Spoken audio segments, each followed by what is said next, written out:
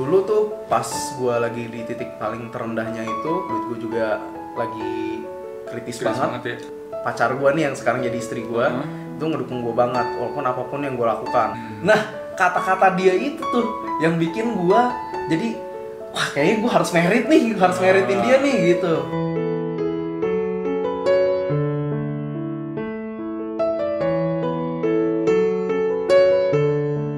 Nah, Swan, terus gimana caranya lo bisa bangkit dari keterpurukan lo itu? Kan lo tadi bilang secara keuangan juga lo merasa udah krisis nih. Iya. Gimana sih lo bisa balik sampai akhirnya tahun lalu itu lo bisa sampai merit dan bisa sampai beli rumah ya? Iya.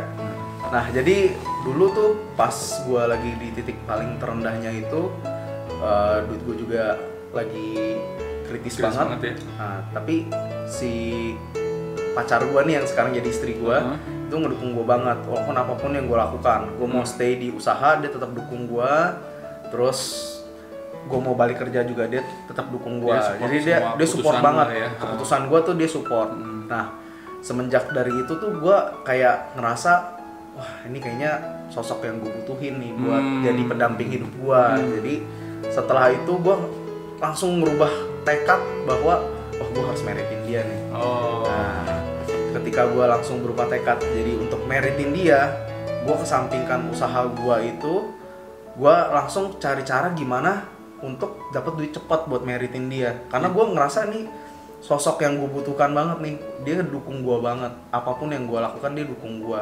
Gitu. Jadi goals lu waktu itu, goals jangka pendek lu adalah lu harus merit ya sama dia ya? Merit sama dia. Jadi Gitu. waktu itu abis lu berpikir seperti itu, akhirnya lu udahlah salah satunya cara untuk menghasilkan income yang cukup cepat adalah balik lagi ke properti. Akhirnya dari waktu itu masuk ke properti lagi, walaupun sempat pindah-pindah dari situ ke agent, terus ke tempat gua, terus sampai buka usaha yang sekarang. Sekarang buka usahanya malah di bidang properti juga ya. Properti juga. Jadi menggeluti passionnya sendiri buka usaha di bidang yang diminati juga di properti ya. Gitu. Jadi kalau gua tanya nih Swan, cinta nggak sama istri lu? Cinta banget dong. Cinta banget ya. Karena dia yang bener-bener itu ya. Dia support gua bener-bener apapun yang gua lakukan dia support. Waktu gua mau memutuskan untuk kerja lagi itu juga gua sempat ngobrol lama lah sama dia lah.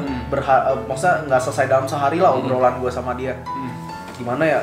Gue cerita sama dia, gue sebenarnya passionnya di usaha. Kan gue sempat ciptain yang snack itu tuh bos, produksi snack, dan gue nge-brand sendiri.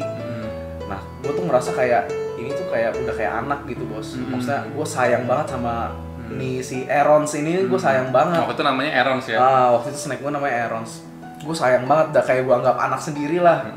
Gimana ya, gue kayak pengen dapat duit cepet buat nanti merit, cuman gue kayak di satu sisi gue kayak nggak tega aja nih si Erons sampai bangkrut gitu.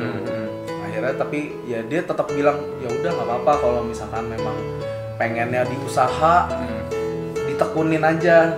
Gimana dia? Meritnya dikesampingin dulu aja. Dia sampai bilang kayak gitu. Meritnya disampingin dulu aja nggak apa-apa. Yang penting usahanya dulu lancar, dapat duit baru kita nabung pelan-pelan buat merit. Padahal rata-rata kan kalau perempuan butuh kepastian ya. Iya. Nah kalau yang ini dia malah bilang meritnya dikesampingin dulu aja, nggak apa-apa.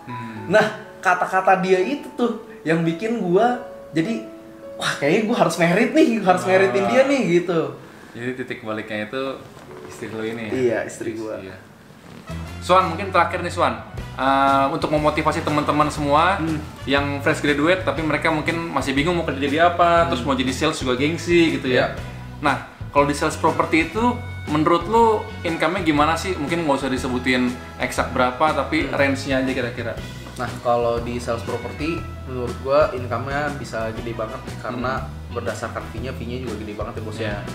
Persentase fee-nya. Nah, kurang lebih range-nya itu di antara kalau yang gua dapat ya bos ya, itu sekitar 400-an dalam setahun. 400-an dalam setahun ya? 400-an dalam setahun.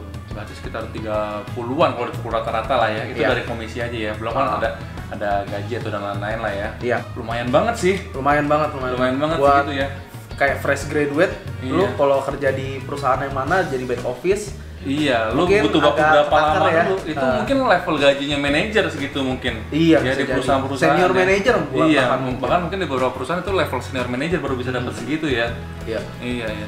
Dan sebagai contoh juga, mungkin gue juga sharing juga Swan, waktu gue di tempat sebelum jadi sales, itu kan gue di salah satu perusahaan besar juga tuh.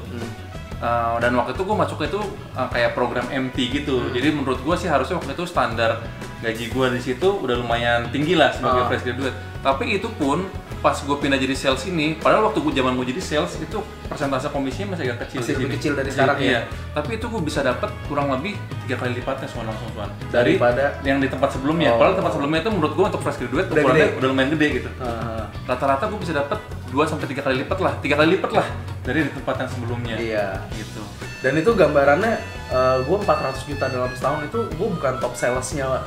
Masih belum top salesnya ya. Belum top sales loh. Iya. Jadi bisa bayangin gimana kalau misalnya kalian jadi top sales gitu ya. Ya, tapi untuk jadi top sales untuk jadi top sales kan nggak mudah soalnya. Iya. Dan untuk bisa konsisten aja itu sebenarnya nggak mudah juga di dunia sales kan. Bisa ada naik turunnya.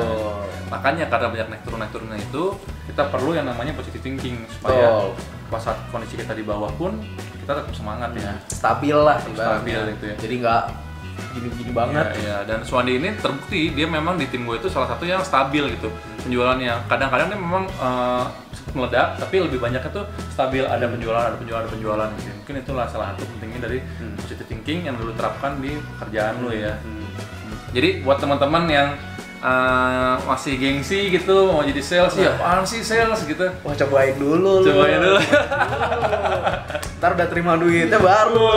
Wah, ternyata begini ya. 3 duit ya. Iya. Gue bisa merit loh, Itu dari gue pendapatan bener-bener dari yang satu kritis itu. Saat gue kritis, gue ngumpulin duit, gue bisa merit. Gue bisa DP rumah. Terus kebeli mobil juga. Tuhan banget deh. Lu sempet kebeli mobil Swan? Ngobrol-ngobrol kayaknya. Iya bos. Wah mantap nih Swan berarti.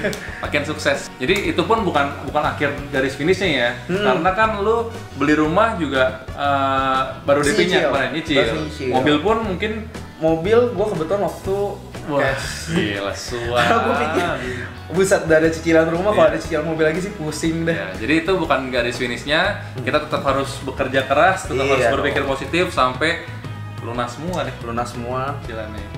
Sampai cita-citanya tercapai. Bisa pensiun.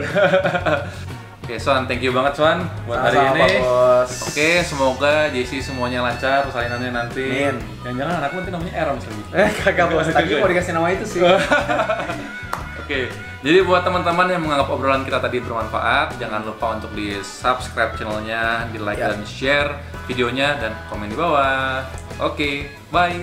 Dadah. See you in the next video. Mas. Ada anggapan bahwa lu fresh graduate gaji sebulan mau berapa? 5 juta, 4 juta. Paling 5 juta, paling 4 juta gitu kan.